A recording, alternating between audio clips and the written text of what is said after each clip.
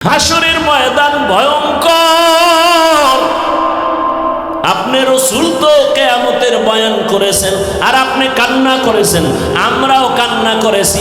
কিয়ামতের দিন আপনিই বলেছেন কিয়ামতের ময়দান এতটা কঠিন, নারী আর পুরুষ সব উলঙ্গ দাঁড়াবে, সূর্যের গরম, জাহান্নামের আগুনের গরম, আল্লাহ কুদরতের ভয়ঙ্কর আওয়াজ দিবেন। এমন এক অবস্থা হবে হাসরের ময়দানে, জাহান্নামের চিৎকার শুরু হবে। জাহান্নাম বলবে, আল্লাহ বেনামাজি গুনাহগার গুলো আমার পেটে দাও, বড় ক্ষুধা আছে। আল্লাহ কুদরতি ভাবে বলবেন, একটু অপেক্ষা কর, বেনামাজিদের একটু আমল নামাটা মাপ দিয়া নেই, দেখবো ওর গুনার পাল্লা কত ভারী। আল্লাহ পাকে কথা বলার পরেও জাহান্নামকে ধরে রাখতে পারবে না। আল্লাহ বলবেন ৭০,০০০ শিকল লাগাইয়া জাহান্নামকে পিছন দিকে টেনে ধর ফেরেশতারা। ৭০,০০০ শিকল, এক একটা শিকলের গোড়ায় ৭০,০০০ ফেরেশতা লাগাইয়া টানিয়াও ধরে রাখতে পারে না। রহমতের নবী বলেন, এমন কঠিন হালাত হবে কিয়ামতের ময়দান। ওদিকে সূর্যের গরমে মাটির জমিনটা তামা হয়ে যাবে, কেউ দাঁড়াইতে পারবে না। বেনামাজি গুনাহগারের মাথার মগজগুলো ভাতের মারের মতো ফুটতে থাকবে। এমন কঠিন সময় সব নবীদের কান্না শুরু হয়ে যাবে। আদম নবীর কান্না, মুসা নবীর কান্না, ঈসা নবীর কান্না। আবু বকর বলেন, ইয়া রাসূলুল্লাহ, ওই সময় আমার আল্লাহ আরো কঠিন কঠিন হুঙ্কার দিবেন। ওয়ামতাজুল ইয়াউমা আইয়ুহাল মুজরিমুন, আল্লাহ বলবে, ও গুনাহগারেরা, নেককারদের থেকে তোরা আলাদা হয়ে যা। আমি আজকে নেককারদের ডান হাতে আমলনামা দিব, বিনা হিসাবে জান্নাতে যাবে। গুনাহগারের বাম হাতে আমলনামা দিব। ওই দিন যদি আমার আল্লাহ, আমি আবু বকরকে ডাক দিয়ে বলে, আবু বকর সামনে আসো, আমি যে তোমাকে জাহান্নামের শিকল থেকে ধইরা মুহাম্মদের হাতের কাছে নিয়া কালেমা পড়ানোর মাধ্যমে তোমাকে জান্নাতি বানাইয়া আমি সালাম পাঠাইছিলাম, মনে আসেনি? আমি তোমার এত আদর করে তোমাকে জান্নাতের ১ নাম্বার সাহাবীর ঘোষণা দিয়েছিলাম, মনে আসেনি? জি আল্লাহ, বলো এবার আমার জন্য কি নিয়ে আসছো? আমি যদি আল্লাহর কাছে বলি, আল্লাহ তোমার জন্য নামাজ, তেলাওয়াত, তোমার জন্য আমি জিকিরের আমল নিয়ে আসছি, আমি তোমার দরবারে রোজার আমল নিয়ে আসছি, আল্লাহ যদি বলে ফেলেন ওই মহিলা যেমনে বলেছে, যদি বলে ফেলেন, রে আবু বকর, আমার জান্নাতটা আমাকে দাও, তোমার জান মাল নিয়ে তুমি জাহান্নামে যাও। যদি বলি, আল্লাহ কেন? বলে, যদি আল্লাহ, আবু বকর, আমি যেইভাবে নামাজ চাইছি ওইভাবে নামাজ তুমি পড়ো নাই, আমি যেইভাবে জিকিরটা চাইছিলাম তুমি ওইভাবে মহব্বতে জিকির করো নাই, আমি যেইভাবে রোজা রাখার কথা বলছিলাম তুমি ওইভাবে হক আদায় করে রাখো নাই, আমি যেইভাবে নামাজ আদায়ের জন্য বলেছি হক আদায় করে তুমি আমার জন্য করো নাই। আমার সব তোমার আমল তুমি নিয়ে জাহান্নামে যাও, আমার জান্নাত আমারে ফিরায়া দাও। ইয়া রাসূলুল্লাহ, এই কথাটা মনে যখন আসছে আমি চোখের পানি ধরে রাখতে পারি নাই। সেই দিন যদি আল্লাহ এমনটা বলিয়াই ফেলান, আমার দুনিয়ার সম্মান তো কোনো কাজেই লাগবে না। সাথে সাথে জাহান্নামের হ্যান্ডকাপ, আল্লাহর অর্ডার হবে, ও জাহান্নামের ফেরেশতা, এই গুনাহগারের জাহান্নামের দিকে নিয়ে যাও। ও আমার যুবক বাবারা, বৃদ্ধ বাবাজি, ও পর্দার আড়ালের মা বোনেরা, আল্লাহর কোরআন সত্য। আজ পর্যন্ত কেউ একটা মিথ্যা ভুল প্রমাণ করতে কেউ পারে নাই। ওই কোরআন যদি তোমার অন্তর বলে সত্য, কোরআনে যত বয়ান আল্লাহ করেছেন সবই কিন্তু সত্য। কারা জান্নাতে যাবে, কারা জাহান্নামে যাবে, আল্লাহ স্পষ্ট কোরআনে বলে দিয়েছেন, তাও সত্য। ইন্নাল আবরারা লাফি নাঈম ওয়া ইন্নাল ফুজ্জারা লাফি জাহিম, নেক নেক আমলওয়ালাদের জন্য জান্নাতের দরজা, গুনাহগার যারা তাদের জন্য জাহান্নামের পথ। জান্নাতটা কেমন শান্তির ঠিকানা আল্লাহ তাও কোরআনে বয়ান করেছেন। জান্নাতিন তাজরি মিন তাহতিহাল আনহার, এমন জান্নাত আল্লাহ দান করবেন যারা জান্নাতে একবার ঢুকবে জীবনে জান্নাতের শান্তি ছেড়ে আর বের হতে চাইবে না। মা তাশতাহি আনফুসুকুম, জান্নাতে যা চাইবে দেখবে অন্তরে কল্পনা করবে সামনে হাজির। যেই জান্নাতে কোনো বাথরুম নাই, জান্নাতীরা ঢুকবে কোনো কালো মানুষ থাকবে না, জান্নাতীদের দাড়ি কোনোদিন উঠবে না, যুবতী কোনোদিন বৃদ্ধা হবে না, যুবক কোনোদিন বুড়া হবে না। এমন জান্নাত কাদের জন্য? আল্লাহ বলেন নেক আমলওয়ালাদের জন্য। আর জাহান্নামটা গুনাহগারের জন্য। কেমন জাহান্নাম তাও আল্লাহ বয়ান করেছেন।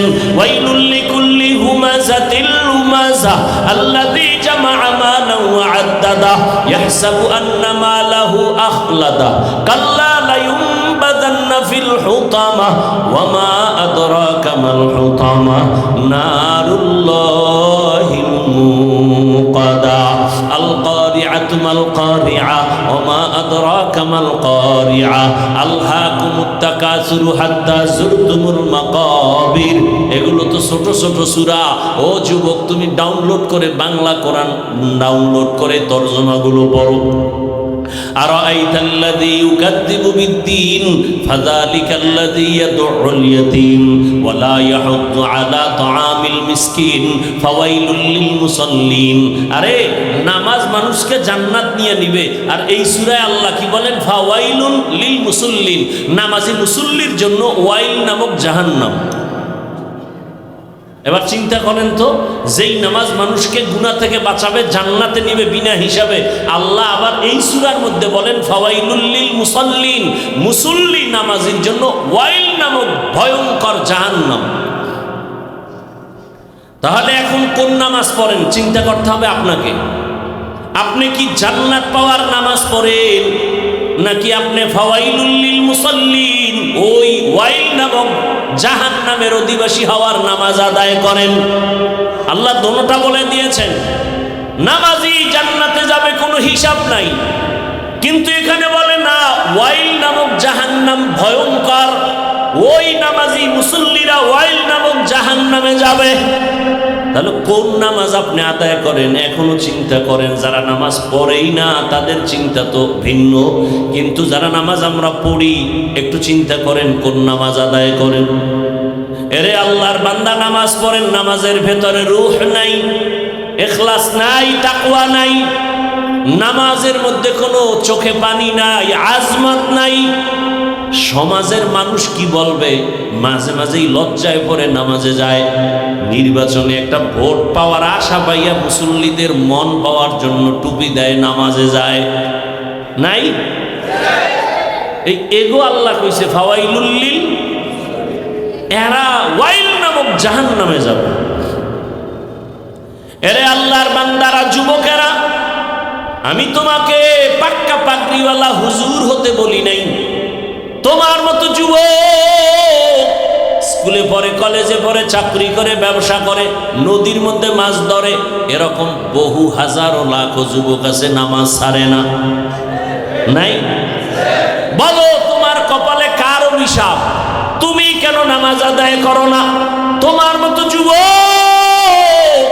রাস্তায় গাড়ি চালায়, নামাজ বাদ দেয় না, বলো তুমি কেন পারো না? ও ব্যবসায়ী ভাই, আপনার মতো কত ব্যবসায়ী আজান হলে দোকান বন্ধ করে নামাজে যায়। একটু নিজেকে প্রশ্ন করেন, আপনি কেন নামাজ পড়তে পারেন না? ও যুবক বাবা, কলেজের ছাত্র নামাজ পড়ে, তুমি কেন পারো না? র্যাব, আর্মি, পুলিশ, বিডিআরের চাকরি করে, নামাজি অভাব নাই, তুমি কেন পারতেছো না? বলো। তোমার মতো যুবক গাড়ি চালায়, নদীর মধ্যে মাছ ধরে, জমিনে কৃষি কাজ করে, নামাজ পড়ে, বলো তুমি কেন পারো না?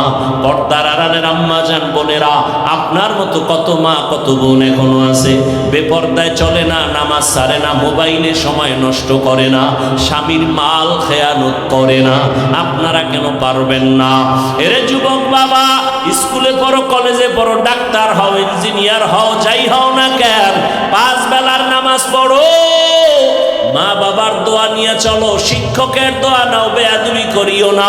তোমার ব্যবহারে কোনোদিন যেন মা বাবা কষ্ট না পায়, তোমার আচরণে শিক্ষক যেন কষ্ট না পায়, তোমার ব্যবহারে কোনো আলেম যেন কষ্ট না পায়। তাহলে তুমি যত বড় শিক্ষিত হও, মরার আগে তোমার ধ্বংস অনিবার্য, কোনো সন্দেহ নাই।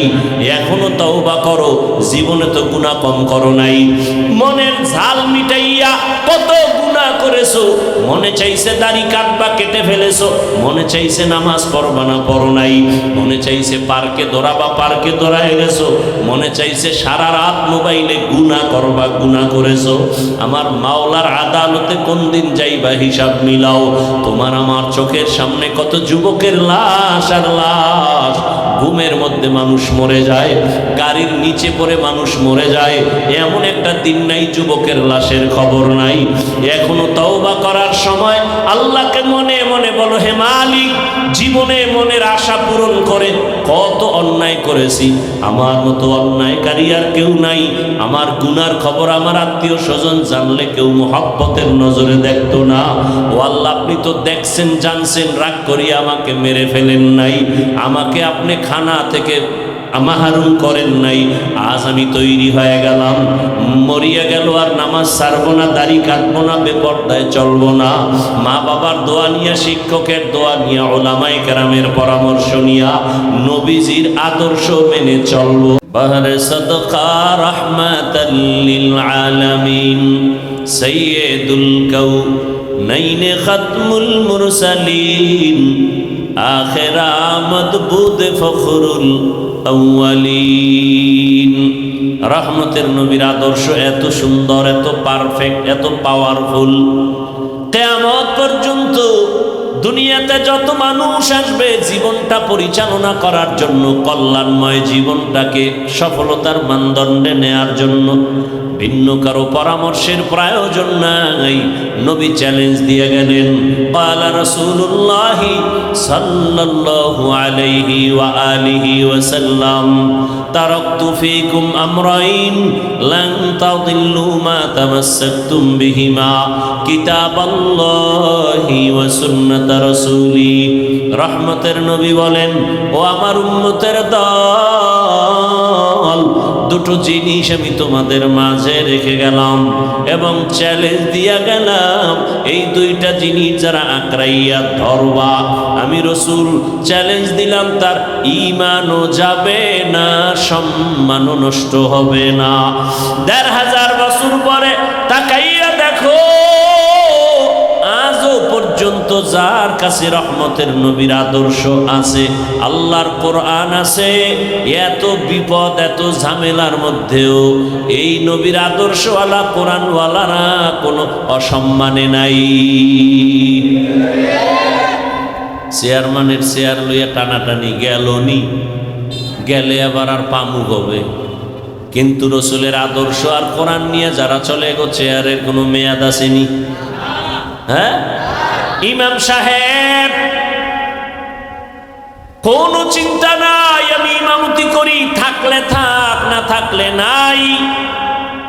কিন্তু রিজিকের মালিক আমার আল্লাহ, এই চিন্তা বাদ দিয়া উম্মতের নিয়ে ফিকির করে, সত্য কথা বলতে থাকে, মানুষকে জাহান্নামের আগুন থেকে বাঁচানোর ফিকির নিয়ে 24টা ঘন্টা মেহনত করে, উম্মতের কল্যাণে বিপদ মুহূর্তে ময়দানে ঝাঁপায়া পড়ে।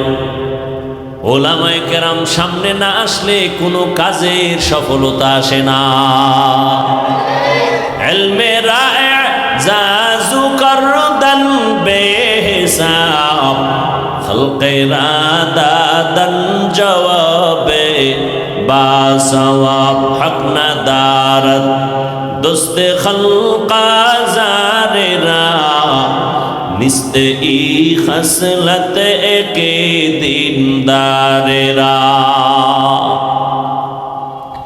রহমতের নবীর আদর্শ, আঙ্গুলের নখগুলো কিভাবে কাটবা, কিভাবে রাখবা, সেখানেও রহমতের নবীর আদর্শ আছে না নাই? যে মানবে সে রসুলের খাঁটি আশেক, যে মানবে না সে পরিপূর্ণ আশেক না। মাথার চুলগুলো কিভাবে রাখবা, কিভাবে কাটবা, সেখানেও নবীর আদর্শ। মানলে তুমি নবীর আশেক, যদি তুমি না মানো তুমি রসুলের আশেক না। জুতাটা কেমনে পরবা, সেখানেও নবীর নির্দেশনা দেয়া আছে না নাই? ও ভাই, তুমিও জুতা পরো, আমিও পরি, রসুলের আদর্শ লাগায় পরো, সওয়াব। এই যে এক বোতল পানি এখানে রাখা, তুমিও পানি পান করো পিপাসা নিবারণের জন্য, আমিও পানি পান করব পিপাসা নিবারণের জন্য। তবে ব্যবধান হবে, কোয়ালিটি আলাদা হয়ে যাবে, কাইফিয়াত আলাদা হবে। তুমি পানির বোতলের মুখাটা খুলিয়া বাম হাত দিয়ে একটা টান দিয়া বোতলের পানি একটা শেষ করছো, আমি ভুলেও বাম হাতে নিব না, আমি ডান হাতে নিয়ে 3 বারে এই বোতলের পানি পান করে ফেলব। আমারও পিপাসা নিবারণ হবে, তোমারও নিবারণ হবে। তবে আমার পানি পান করা হবে ইবাদত, আর তোমার পানি পান করা ইবাদত হবে না। ইবাদত তখনই হবে রসুলের আদর্শ মানতে পারলে। তো যাও সুন্নতে আহমদ কুজা বা মুহাম্মদ कैबुअत निस्बतुरा कारे शैता मी कुनीना मतवली गरवली नस्तुलानत बरवली। রহমতের নবীর আদর্শ মতো চলবেন, শান্তি আর শান্তি। কসম আল্লাহ, রসুলের আদর্শে কোনো অশান্তি, আল্লাহর জাতের কসম। ভালো করে লিখো, এ জমিনে যতদিন পর্যন্ত রসুলের আদর্শ কায়েম হবে না, ততদিন পর্যন্ত মিছিল করবা, আন্দোলন করবা, খোদার কসমে জমিনে শান্তি আসবে না। এই কপাল ভরা মুমিন মুসলমান সারাদিন বিড়ি টানে, গাঞ্জা খায়, মদ লইয়া দৌড়ায়। এরে যদি কও এর চরিত্র ফুলের মতো পবিত্র, তো গাঞ্জা খোরের চরিত্রর উপায় কি? নামাজ নাই, রোজা নাই, তেলাওয়াত নাই, প্রস্রাব করে পানি লয় না, শরীর থেকে গন্ধ, পোশাক থেকে গন্ধ, খায় 24 ঘন্টা নাপাক, মদ পান করে চোখগুলো লাল করে ফেলে, চরিত্রহীন লম্পট, নারীর পেছনে দৌড়ায়, গরিবের উপরে জুলুম করে। তার চরিত্র যদি ফুলের মতো পবিত্র হয়, তো জমিনে আর চরিত্র ভালো হবে কার? এরে তুমি বানাও যে আমগো এলাকাটার একটু পবিত্র বানায় দেন না। ওই যে উদাহরণ দেই না, যে লঙ্গির ভিতরে গোবর লাগছে, গোবর কি লাগছে?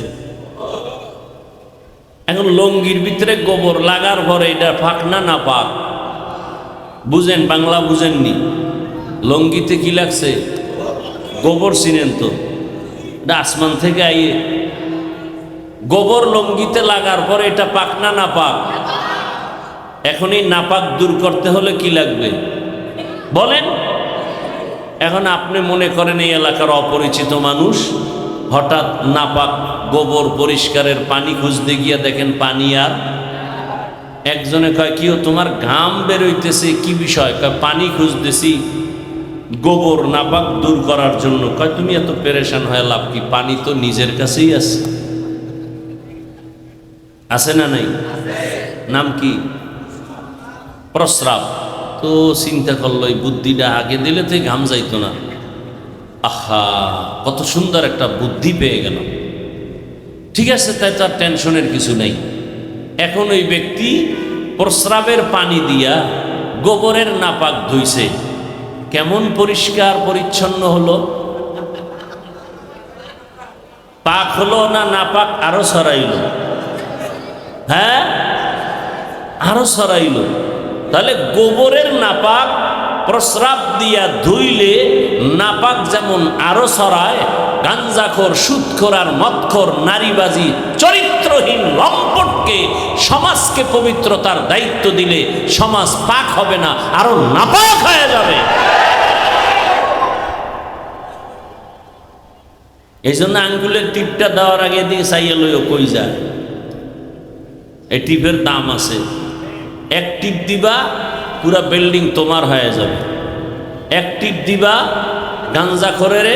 গাঞ্জা করে তোমার টিপটা নিয়ে জানো গাঞ্জা খাইতে না পারে।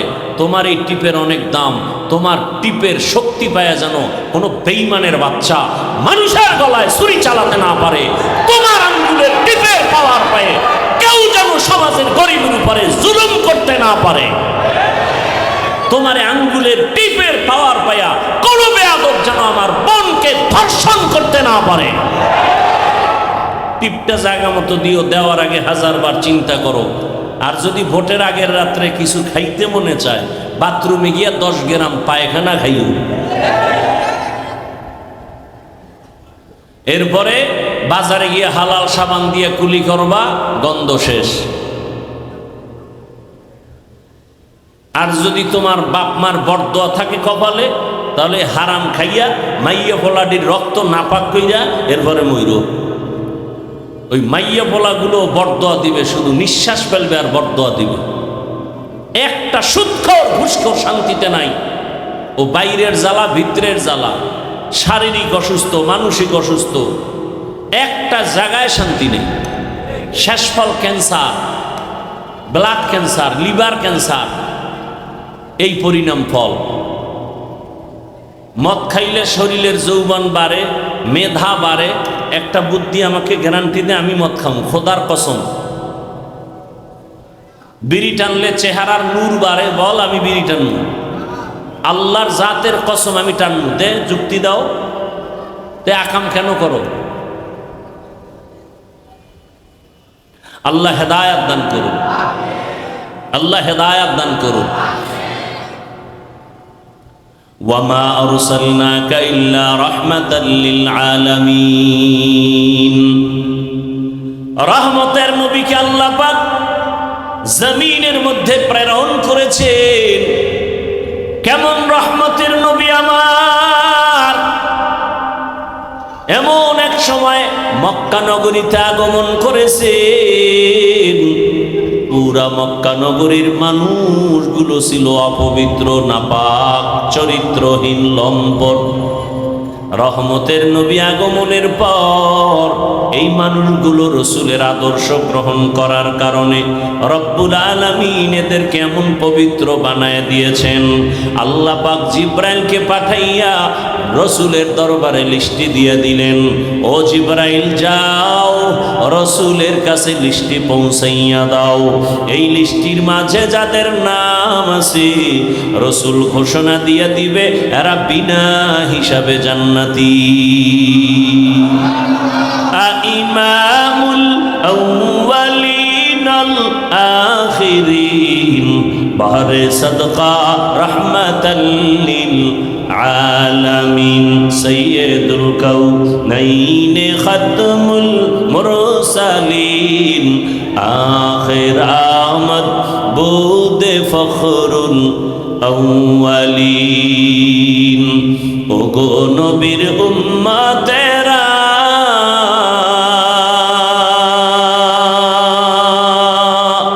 হয়ে আজি দিশাহারা,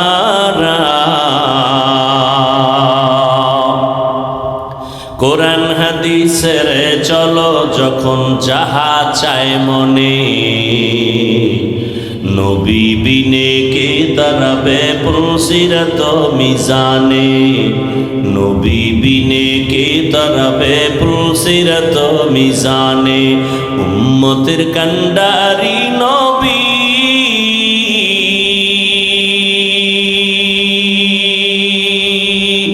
কাঁদছেন উম্মতের লাগি, এখনো কাঁদেন নবীজি শুয়ে মদিনার পানে, নবী বিনে কে দাঁড়াবে পুলসিরাত মিজানে, নবী বিনে কে দাঁড়াবে পুলসিরাত মিজানে। নবী আমার জীবন ভরে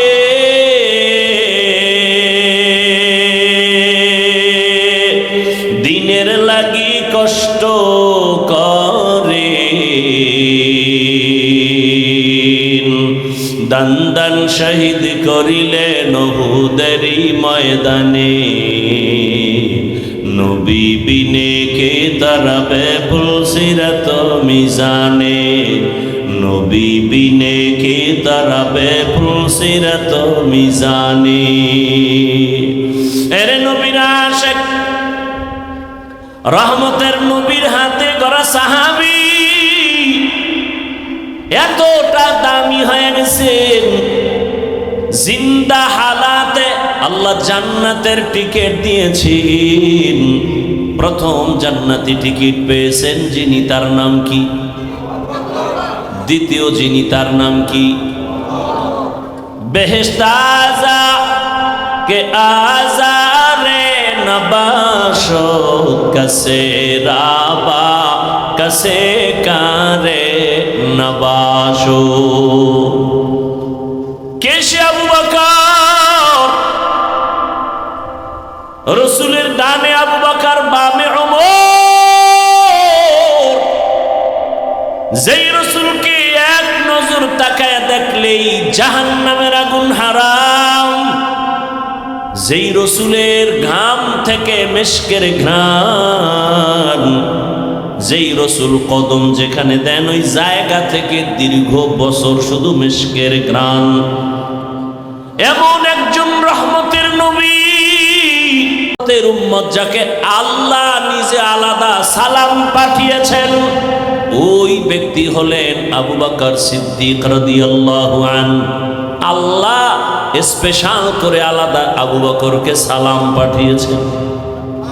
সুবহানাল্লাহ বলতে কষ্ট হয়। এই আবু বকর এত আল্লাহর নবীর পেয়ারা, আল্লাহর পেয়ারা।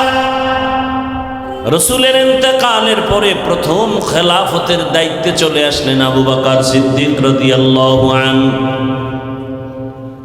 এই আবু বকরের এত মান, এত দাম, নবী যাকে ছাড়া কোনো মশওয়ারা করেন না, সেই আবু বকরের ইতিহাস।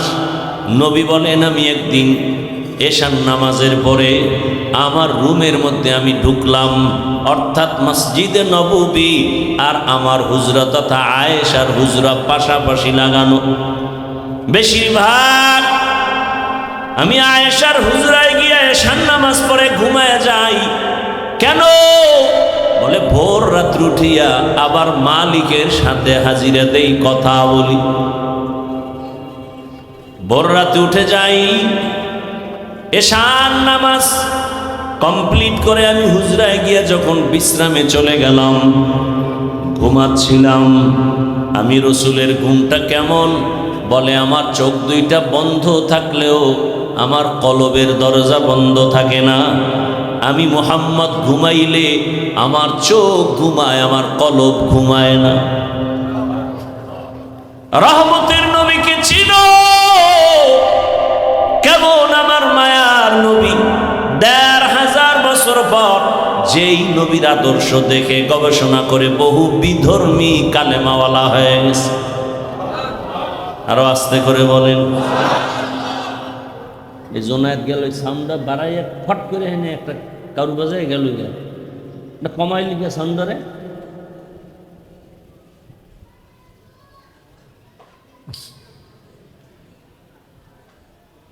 কি কথা বলতেছিলাম? গেছে 1 মিনিটে ভুলে গেছে।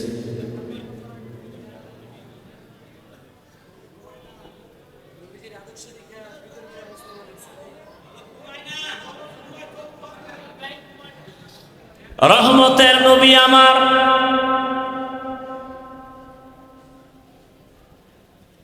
এশার নামাজের পরে আম্মা জান আয়েশা রাদিয়াল্লাহু আনহার হুজরায় ঘুমাইছেন।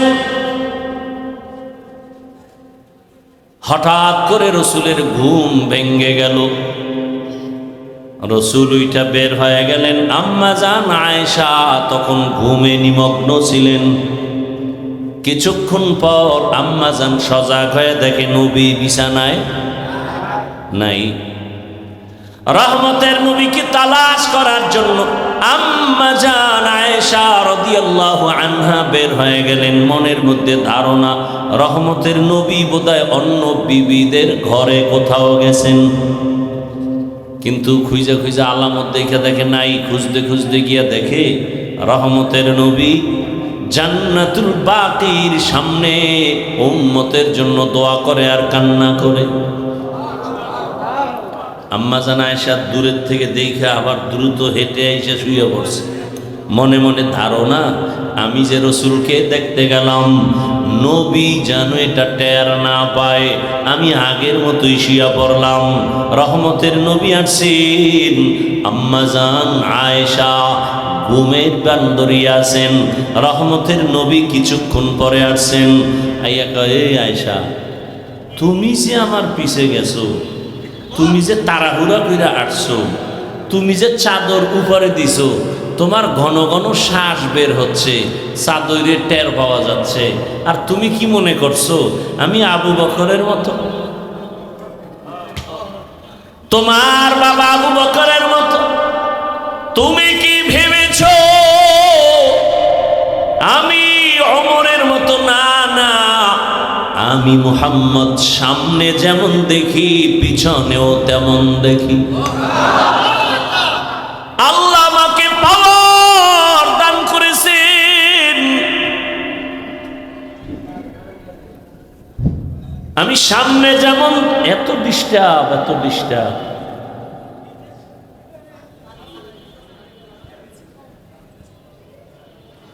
আমি সামনে যেমন দেখি পেছনেও তেমন দেখি।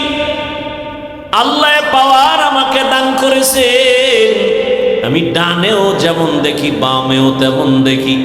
আমি আলোর ভেতরে যেমন দেখি, অন্ধকারের মধ্যে আমি তেমন দেখি। কে পাওয়ার দান করেছেন? ইমামুল আউয়ালিন আল আখিরিন বহরে সাদকা রাহমাতাল লিল। আবার মোরাইতে বইছো। রহমতের নবী বলেন, ও আয়েশা তুমি আমাকে তোমার বাবা আবু বকরের মতো মনে করিও না রে আয়েশা। ঈশান নামাজের পরে রহমতের নবী ঘুমিয়ে আছেন, হঠাৎ ঘুমের মাঝে কান্নার আওয়াজ রসুলের কান মোবারকে চলে আসছে। রসুল তো চোখ বন্ধ, ঠিকই তার কলবের দরজা খোলা। যারা কলবই চিনে না এরা এই বয়ান কি বুঝবে? এরা মোবাইল নিয়ে ব্যস্ত, মোবাইল বুঝে, কলব বুঝে না। রহমতের নবী চোখ মোবারক খুললেন, ধ্যান করলেন কান্নার আওয়াজ কোথায়। হঠাৎ খেয়াল করে দেখলেন মসজিদে নববীর ভেতরে রাতের গভীরে কান্নার আওয়াজ আসতেছে। নবী ঘুম থেকে উঠলেন, বের হয়ে গেলেন, মসজিদে নববীর দরওয়াজায় গিয়া দাঁড়াইয়া ভেতরে নজর দিয়েছেন। নবী তাকায় দেখেন একজন ব্যক্তি নামাজে দাঁড়ায়া ফোফায় ফোফায় কান্না করে। কান্নার আওয়াজে রাসূলের ঘুম ভেঙে গেছে। সাহাবী যেমন তেমন সাধারণ ব্যক্তি না, নবী দেখেন আমার সাহাবী জান্নাতের 1 নাম্বার সাহাবী, আমার কলিজার আবু বকর নামাজে দাঁড়ায় দাঁড়ায় কান্না করে। নবী পেছনে দাঁড়ানো, আবু বকর নামাজ শেষ করে দোয়া করে মসজিদ থেকে যখন বের হবেন, পেছনে তাকায় দেখে রহমতের নবী দাঁড়িয়ে আছে। পেরেশান হয়ে গেলেন, ইয়া রাসূলুল্লাহ, গভীর রাতে আমি একা একা আমার মালিকের সাথে কথা বলতেছি, আপনি এখানে কেন হাজির? নবী বলেন, আবু বকর তোমার অজান্তে কান্নার আওয়াজ আমার ঘুম ভেঙে গিয়েছে, বলো নামাজে দাঁড়ায়া এই গভীর রাতে কেন কান্না করেছেন? আবু বকর বলেন, ইয়া রাসূলুল্লাহ, কোরআনের একটা আয়াত পড়তে পড়তে আমার কান্না চলে আসছে। কোন আয়াত পড়ে কাঁদছেন বলেন? আবু বকর বলেন, ওই আয়াত ইন্নাল্লাহা আশতারা মিনাল মুমিনিনা আনফুসাহুম ওয়া আমওয়ালাহুম বিআন্না লাহুমুল জান্নাহ। অর্থ কি? বলে আল্লাহ বলেন আমি মুমিনের জান মাল কিনে নিয়েছি, বিনিময়ে আমি মুমিনের জান্নাত দিয়ে দিয়েছি। রহমতের নবী বলেন এটা তো খুশির খবর, এখানে কান্নার কিছু নাই।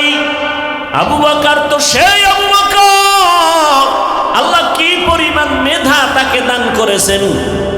আল্লাহ যখন আয়াত নাজিল করলেন ইযা জাআ নাসরুল্লাহি ওয়াল ফাতহ ওয়া রাআইতান নাসা ইয়াদখুলুনা ফি দীনিল্লাহি আফওয়াজা, সাহাবায়ে কেরাম আনন্দিত, দলে দলে বেঈমান কালেমা পড়ে।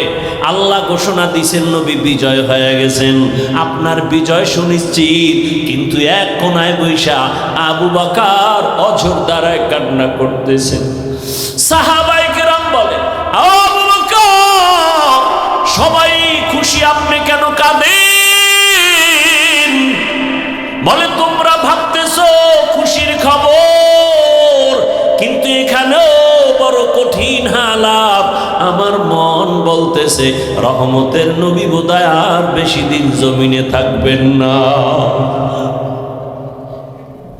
আল্লাহ পাকের ইশারা, বিজয়ের পূর্ণতা লাভ করেছে রাসূল, এখন দায়িত্ব শেষ, নবী চলে যাবেন। তাই ভাবতেছি আমি। মুফাসসিরিনে কেরাম বলেন ইজাজা সূরার এই ব্যাখ্যা যে যতজনে করেছে আবু বকরের ব্যাখ্যাটাই শ্রেষ্ঠ। সেই আবু বকর তেলাওয়াত করে আর কাঁদে, নবী কয় খুশির খবর, কাঁদলেন কেন? ইয়া রাসূলুল্লাহ আমি ব্যবসা করি, আমার দোকানে আজ এক মহিলা আসিয়া বহুদিন আগে আমার দোকান থেকে মালটা ফেরত দিয়া টাকা নিয়ে গেছে। আমি বিদায় বেলা বলছিলাম হে আম্মা জান, কেন আপনি মাল ফিরাইয়া টাকা নিয়ে যাচ্ছেন? মহিলা বলে সময় কম, একটা জবাব দেই, তোমার দোকানের মাল আমার পছন্দ হয় নাই। আমি আবু বকরের অন্তরে দাগ কেটেছে। তওবা করার জন্য যদি অন্তর তৈরি হয় খাঁটি অন্তরে, আল্লাহকে বলো, আল্লাহ পাক মুহূর্তের মধ্যে সব গুনাহগুলো মাফ করে দিবেন। আল্লাহ আমাদেরকে গুনাহমুক্ত জীবন দান করেন, তওবাওয়ালা জিন্দেগি দান করেন। আলহামদুলিল্লাহি রাব্বিল আলামিন, ওয়াসসালাতু ওয়াসসালামু আলা সাইয়্যিদিল আমবিয়া ওয়াল মুরসালিন ওয়া আলা আলিহি ওয়া আসহাবিহি আজমাইন। ইয়া আরহামার রাহিমিন, ইয়া আরহামার রাহিমিন, ইয়া আরহামার রাহিমিন, রব্বিরহামহুমা কামা রাব্বায়ানি সগীরা।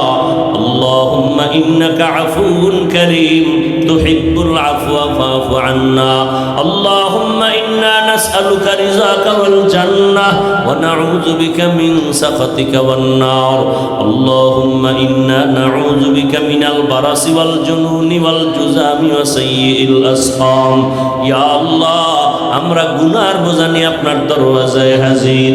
আয় আল্লাহ মেহেরবানি করে আমাদের মাফ করে দেন, গুনাহমুক্ত তওবাওয়ালা জিন্দেগি দান করেন। আয় আল্লাহ মাহফিল কবুল করে নেন, আয়োজনকারী সহযোগিতাকারীদের